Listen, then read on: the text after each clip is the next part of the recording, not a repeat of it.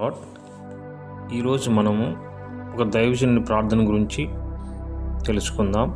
ప్రభువా, నీ సమాధానం కలిగించువానిగా నన్ను అనుదినము వాడుకొను.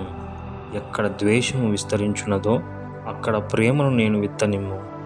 ఎక్కడ సందేహములు బయలుదేరుచున్నవో అక్కడ విశ్వాస విత్తనములను నాటనిమ్ము. ఎక్కడ చింత, కన్నీరు, దుఃఖము కలదో అక్కడ నిరీక్షణ దీపమును వెలిగించనిమ్ము. ఎక్కడ చీకటియును అంధకారమును ఆవరించుచున్నదో అక్కడ నీ సువార్త వెలుగును ప్రకాశింపజేయనిమ్ము. ఎక్కడ ఆవేదనయు కలవరమును కలదో అక్కడ సంతోషమును విత్తనిమ్ము.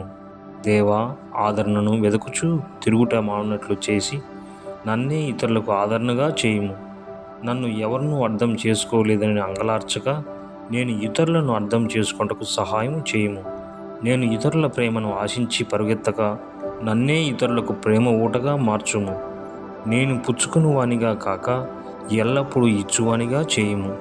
నన్ను నేను సంపూర్ణంగా సమర్పించుకొని నిత్య జీవం పొందుటకు నడిపించుము.